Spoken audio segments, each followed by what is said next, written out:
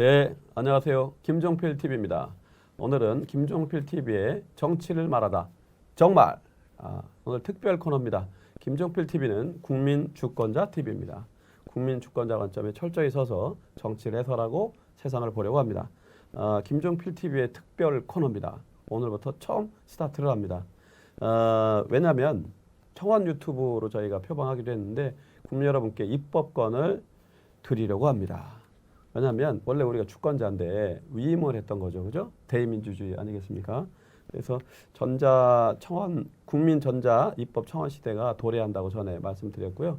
올해 12월 1일, 그렇죠? 12월 1일부터 시행이 되고 간단 소개를 제가 좀 드리면 도대체 청원이란 뭐고 또 국민 전자 입법 청원 시대 이건 뭐지?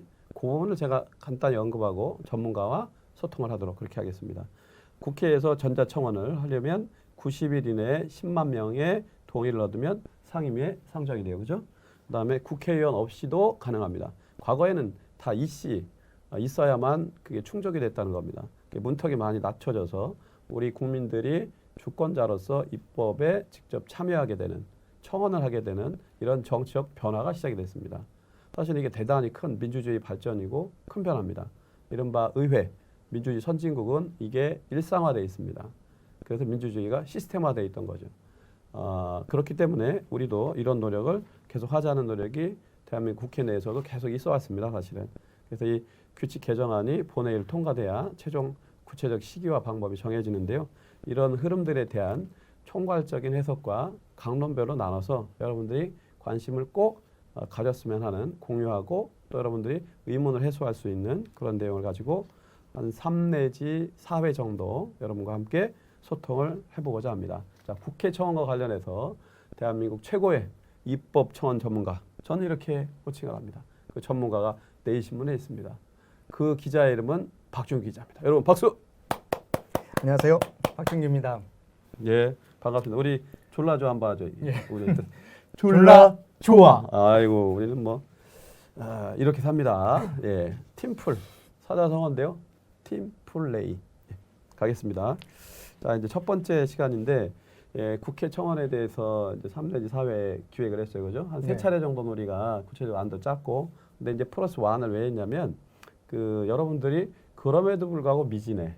또 여러분들의 관심이 좀 더 구체적으로 이렇게 드러나게 돼. 그거를 우리 말씀드린 김종필 TV 채널에 커뮤니티 탭에다가 댓글로 올려주세요. 이거는 틀렸다 예를 들면. 요거는 구체적으로 뭐냐. 내가 여기 어떻게 참여하냐. 이런 좀 여러분들의 자발성, 좀 능동성을 반영하겠다는 그런 취지입니다. 그래서 4회 정도 대략 우리가 예상을 하고 가도록 하겠습니다. 오늘은 그러나 이게 말처럼 좋은 변화가 쉽지 않습니다. 정말 어려운데 그러면 이걸 어려운데도 하실 거냐 이런 맥락으로 해설을 해드리면 좀 이해가 생길 것 같아요. 그런 위주로 한번 그죠? 네. 가보기로 했습니다. 제가 먼저 질문을 드리고 내용을 잘 아는 우리 박준규 기자가 여러분께 내용을 아주 친절하게 설명해 드리도록 그렇게 하겠습니다. 청원이라는 말 자체가 그죠? 한자예요. 예. 일반인들이 거리감을 느끼는데 뭐 한자로 풀었어도 요청을 하는 행위 정도 뭐 이런 겁니다. 어떻게 우리 일반인들이 이해할 수 있을까요? 예, 그렇습니다. 이 청원이라고 하면은 대체로 누구에게 부탁을 한다, 요청을 한다. 이렇게 낮은 사람이 높은 사람한테 또는 권한이 있는 사람에게 권한이 없는 사람이 또는 적은 사람이 요구하는 그런 경향들을 그렇죠. 이야기하거든요. 네. 그런데 선입견이 그렇죠. 예, 그렇지만 이 헌법에서 규정한 청원은 권한을 위임한 국가기관에 권한을 위임한 국민이 요구하는 겁니다. 예. 그러니까 이것을 상하관계나 또는 요청을 하는 관계가 아니고 어떻게 보면 지시를 하거나 요구하는 관계라고 가벌 관계가 아니다 이런 거죠. 예. 오히려 국민이 갑이 될 수가 있는 오케이. 거죠.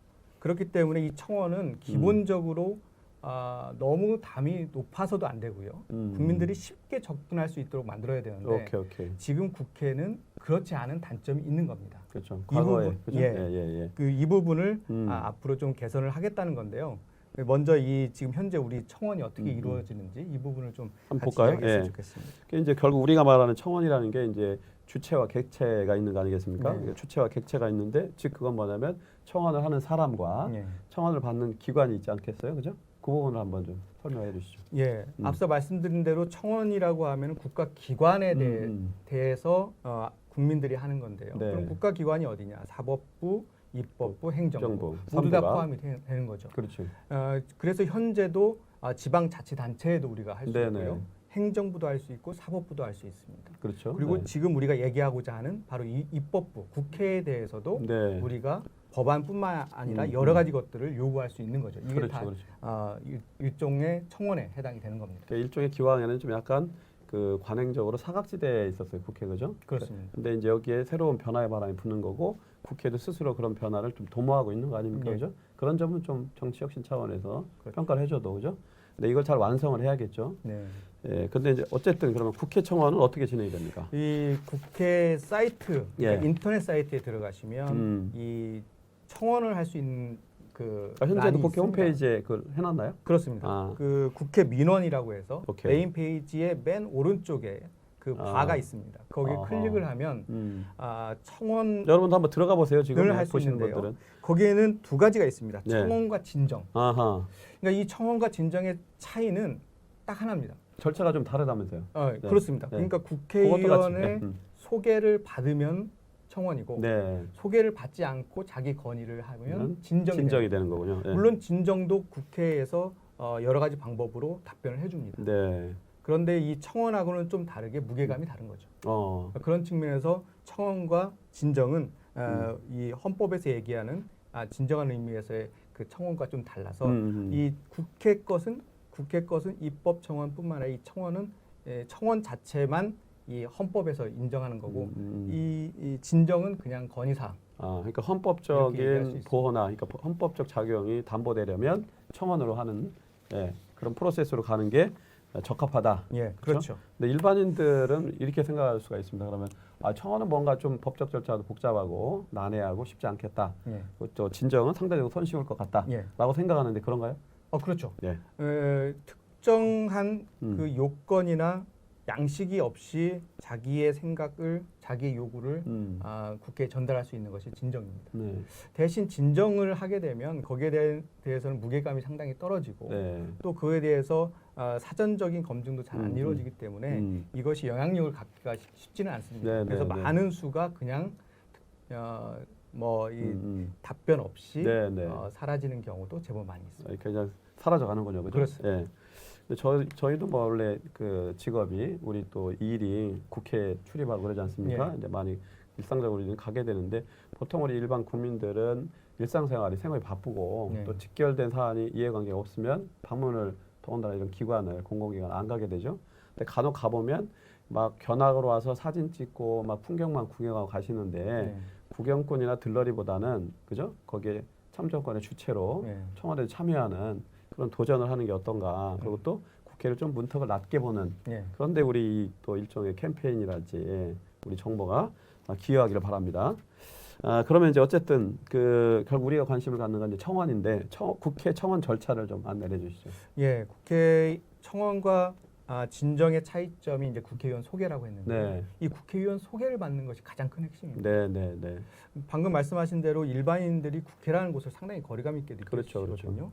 국회에 들어올 때 그 경비하는 부터 이제 좀 것도 좀 부담스러워하는데 야. 사실 전혀 부담스러워할 필요가 없는 것이 들어올 때 어디 가시냐고 묻지만 그냥 아무거나 얘기해도 사실은 그냥 들어갈 수 그냥 있습니다. 통상적으로 그냥 패스해요. 그렇습니다. 네. 이제 그 상당히 수상한거나 뭐 이런 것을 체크하기 위해서 단순하게 하는 요식행위이기 때문에 그렇죠, 그렇죠. 그냥 부담 없이 들어오셔서 거기에 있는 뭐 여러 가지 정원도 활용할 수 있고요, 도서관도 그렇고, 그렇죠. 예, 또 의정센터에 박물관도 잘 돼 있습니다. 네, 네, 가서 그런 걸 활용할 수 있는데 그것조차 국민들이 어렵다고 하면 과연 국회의원 방에는 얼만큼 들어가기 어렵겠습니까? 문턱이 훨씬 높죠. 예, 맞습니다. 그 국회의원 방에 직접 들어가서 자기의 이야기를 설명해야 청원을 받을 수 있다니까. 그렇죠.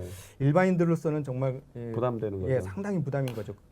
그래서 보통 그 찾아가는 국회의원은 자기 지역구 맞아요. 국회의원을 주로 찾아가게 됩니다. 어떻게 보면 친숙하기도 하고 내가 또 표를 주느냐 마느냐에 따라서 운명이 바뀌니까 만만하기도 하고. 그렇죠. 그죠? 그러니까 그럼 어쨌든 이걸 진행을 하려면 자기가 아는 국회의원이나 또 보좌관하고 소통을 통화를 한다든가 이렇게 진행이 돼야 되겠네요. 그렇죠. 예. 그 보통 이제 먼저 통화를 하지 않겠습니까? 예. 통화를 하게 되면 이제 예. 대부분 이제 보좌관하고 통화를 하실 그렇죠, 텐데 그렇죠. 이제 보좌관에게 충분하게 자기 입장을 설명을 해야 그 보좌관이 그것을 가지고 의원을 설득할 수가 있는 거거든요. 그렇죠, 그렇죠. 그 과정을 거치는 것이 가장 큰 중요한 그래서 절차라고 할 수 이제 있습니다. 통상 이럴 수 있지 않습니까? 개인이 어떤 불만이나 문제 의식을 또 때로는 뭐 하여간 개선의 의지를 갖고 예. 적극적으로 하는 경우도 있겠고 단체나 조직을 해서 뭐 이익단체들이 로비도 많이 하지 예, 않습니까? 그렇습니다. 근데 사실은 이익단체 자체가 반헌법적인 건 아니지 않습니까? 예. 그죠?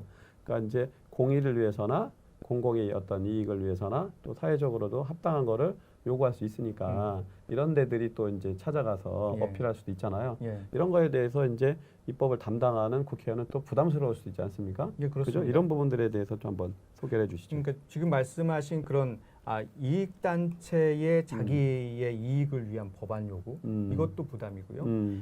반대로 이익 단체를 상대로 그 이익을 그 기득권을 없애기 위한 그런 법안을 요구하는 것도 있거든요. 네네네. 그러니까 상대적으로 정의나 공정을 필요로 하는 그런 요구들, 그러니까 시민단체 요구도 있는데 그것도 의원들이 부담스러워합니다. 예를 들어 최근에 그 민주당의 이상민 의원이 발의한 네. 법안이 통과된 게 있어요. 예, 그게 예. 바로 뭐예요? 이제 그건? 변호사법 개정안인데 변호사가 되면은 세무사 변리사하고 자격증. 자격증을 예. 그냥 자동적으로 같이 갖게 되죠. 되거든요. 그렇죠, 그렇죠. 이게 불합리하다고 계속해서 주장해 왔고 그 법안 중에서 이제 세무사 자격증은 그 자동적으로 가는 것을 차단을 하는 법안이었는데 상당히 부담스러웠다고 합니다. 네, 찾아오기도 하고요. 예. 근데 그것이 결국은 통과가 됐는데요.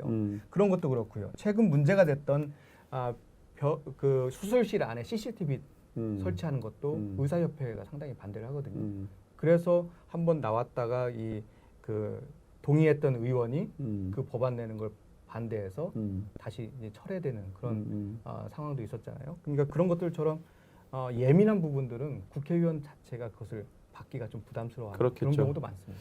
그러나 이제 사실은 지금 설명을 해주신 그런 법안들이 우리들의 생계, 그죠? 우리들의 어떤 사회적 안전, 또 뭐 여러 가지 우리식으로 표현한 바빌 꿈과 다 직결되는 아주 긴밀한 사안입니다.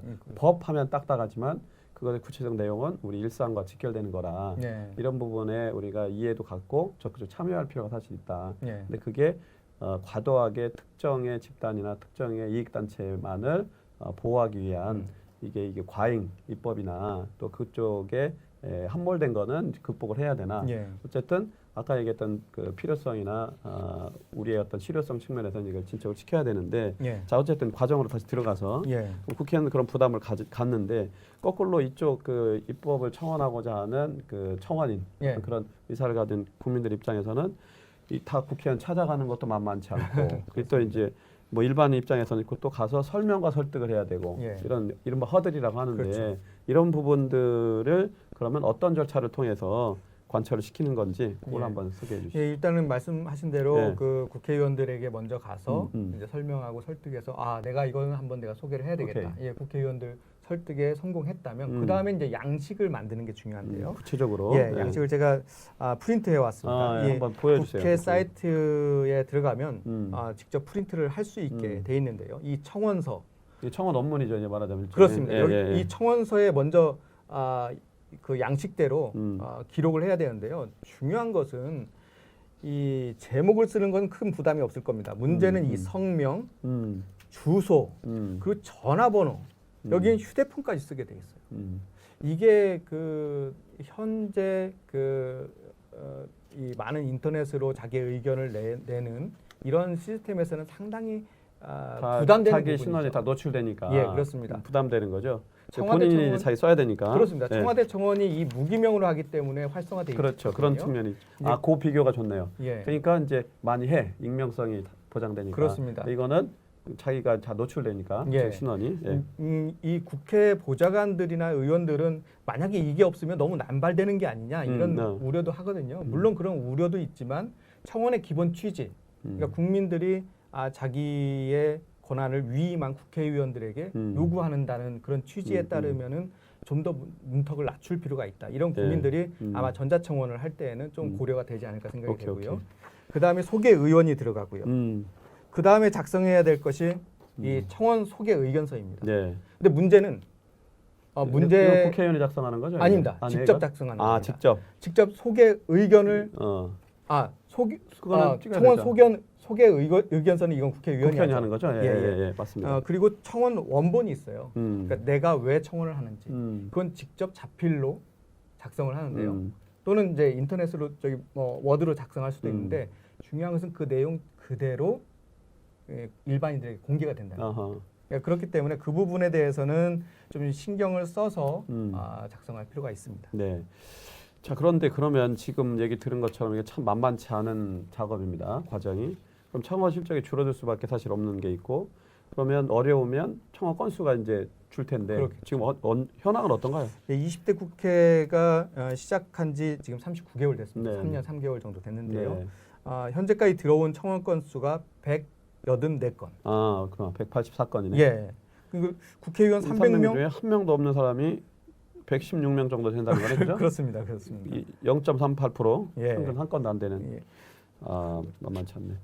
그러니까 이제 월별로 따져도 한 달에 4건 정도, 음, 4-5건 그러네요. 정도밖에 안 들어오는 거죠. 근데 이제 사실 보면 그 법안 발의하는 거 보면 엄청 많잖아요. 어마어마한데 이게 좀 비교가 확 됩니다. 예, 그죠? 국회의원들이 지금 뭐 거의 법안 발의 기계처럼 쏟아내고 있는데요. 진짜 뭐 기계적으로 한다는 말처럼. 벌써 2만 건 그게 가까이 대부분 올라왔어요. 그죠? 이렇게 사장되는 게 참 많고. 그렇습니다. 예, 예. 지금 15,000건이 계류 상태거든요. 네. 그러니까 2만 건 중에 5,000건 정도만 지금 심의가 이루어지고 있는 상황이라 단순 비교하기는 어렵지만 어쨌든 법안 발의하는 거와 청원 소개하는 게 좀 그죠? 이렇게 갭이 크네요. 엄청나게 크죠. 소외받는다는 느낌이 드네요, 그죠? 예, 그렇습니다. 예.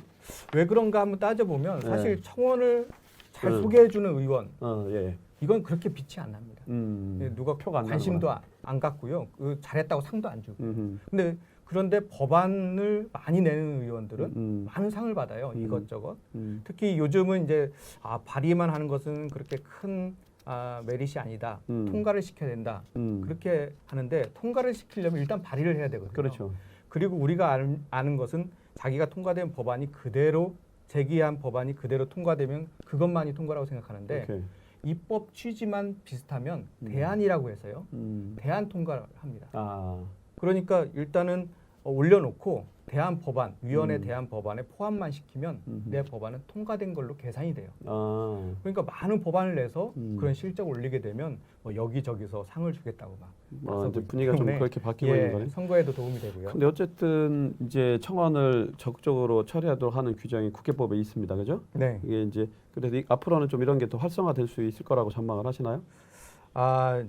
현재와 같은 이 청원 방식으로는 앞으로도 쉽지는 않죠. 많은 제약이 있고. 예. 특히나 지금과 같이 국회의원들이 크게 관심이 없는 데다가 예. 지금 말씀하신 청원법에 의해서 90일 이내에 처리하도록 되어 있지만 예외 조항으로 수없이 뒤로 미룰 수 있거든요. 이러한 제재 조항 없는 국회법으로는 예. 청원이라는 것이 사실 처리되기가 상당히 어렵습니다. 우리 자료를 같이 보다 보니까 가장 오래된 청원이 그 고인이 된 노회찬 의원이 소개한 청원이더라고요. 예, 그렇습니다. 전명선 씨 등이 청원한 훈민정음 해례본 예. 국보 1호 지정에 관한 청원, 그죠? 예, 그렇습니다. 그러니까 사실은 이런 것들이에요. 구체적으로 내용을 들여다보면. 예. 예. 근데 이런 게 잘 이루어져야 되는데 예. 좀 이게 앞으로 개선되는데 우리 김종필 TV도 역할하고 우리 국민들께서도 뭐 유권자, 우리 주권자도 많이 참여하는 방향으로 해서 발전됐으면 좋겠다 이런 생각이 들고요. 또 다른 각도에서 보면 청원이 민원 아니냐, 예. 그죠? 국회의원에 대한 또 공공기관에 대한 민원 아니냐, 뭐 이런 얘기들도 있는데 이 부분에 대해서는 또 어떻게 설명할 수 있을까요? 민원이 들어와서 이 민원이 이 다른 법에 의해서 이 민원 처리가 다른 법에 의해서 처리하기 훨씬 더 나을 것 같다. 이렇게 판단이 되면 네네. 그쪽으로 이관을 하거나 전달을 합니다. 예. 실제로 이 상임위에 회부된 청원이 부패 방지 및 국민권익위원회의 설치와 운영에 관한 법률 이거에 네. 따라서 고충 민원에 해당된다. 예. 그러면 국민권익위로 전달을 해서 거기서 이 조사를 하도록 요구할 수도 있습니다. 실제로 20대 국회 들어와서 본회의에 통과된 게 모두 4건이라고요? 예, 그렇습니다. 예. 이 생존율이 얼마 안 됩니다. 그러니까요. 이 생존율을 높이는 걸 우리가 해야 되겠다. 그렇습니다. 근데 이제 통과된 것만 간단하게 소개해 주시죠. 예, 통과된 4건을 보면 김두관 의원이 소개한 노인문화 건강증진센터 건립 지원에 대한 이 청원이고요. 그러니까 네. 이것은 어떻게 보면 예산 지원에 대한 얘기고요. 음. 그 다음은 변재일 의원이 이제 민주당 편제를 위한 예, 제안한 소개한 건데요. 예, 예. 연구자 주도 기초연구 음. R&D 지원 확대에 대한 이 예, 청원입니다. 예. 이것도 R&D 예산을 좀 더 확대하자 이런 의견이고요. 네. 심재건 의원이 소개한 건데요. 바르셀로나 영사관 재개설 요청. 그 전에 이제 영사관이 있었는데 그게 없어졌다가 다시 만들어 달라 해서 실제로 만들어진 걸로 제가 알고 있고요. 예. 또 이것도 이 심재건 의원이 소개한 건데 금강산 투자기업 피해 보상에 관한 청원. 아하. 이것은 지금 상당히 이루어지고 있는 걸로 예. 제가 알고 있습니다. 이게 이제 이런 청원이 국회 문턱을 넘기가 쉽지 않은 현실인데 저희가 이제 이걸 또 환기해서 어떤 정보 일단 소스가 있어야 예. 실행할 수가 있는 거 아니겠습니까? 그렇습니다. 우리가 계속 우리 국민들에게 정보를 확장하는 그런 역할을 좀 해보도록 그렇게 하시죠. 네. 그 다음은 우리가 이제 실제 생활 정치가 보편화되어 있는 그러니까 민주주의 선진국들은 보면 이게 이제 청원이 아주 일반화돼 있고 일반적인 어떤 그 정치 과정이기도 하고 사회적인 프로세스인데 선진국의 사례를 중심으로 소개를 해주시는 거죠. 네, 어느 그렇게 나라들이에요, 그러니까 대략?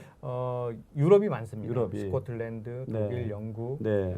지금 그 대부분의 나라들이 의원 내각제이기 때문에 네, 아무래도 네, 국회 입법부에 역할이, 예, 활성화돼 많은 있다. 사람들이 이제 쉽게 접근을 하고요. 네, 네. 또 역할도 크고 또 힘도 강하고요. 네, 네, 그래서 거기가 우리가 좀 그렇군요. 적극적으로 벤치마킹할 대상이 아닌가 싶습니다. 그러니까 모범 사례를 우리가 잘 연구해서 한국적 현실에 맞게 잘 이렇게 응용하면 좋을 것 같고요.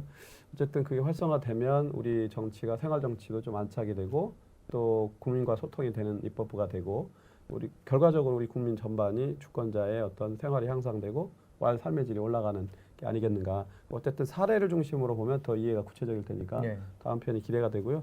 제가 여기서 이제 마무리 말씀드리면 저희가 이제 채널 소개할 때 그런 메시지도 냈습니다만은 저희 김종필 TV가 입법 청원을 실제로 할 겁니다.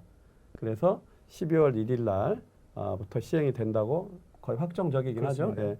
그랬을 때 국민들이 많이 관심을 갖는 뭐 예를 들면 조도순법 어떤 미완 부분에 대해서 뭐 개정안을 낸다거나 개정안 하고 또 제정 다 낼 수 있는 거죠. 다 낼 수 예. 있습니다. 여러분들께서 가장 관심을 많이 갖는 이게 정말 필요하다 이런 법이 그걸 우리 채널을 통해서 한번 실천을 해보는 그런 경험을 같이 하도록 할 계획입니다.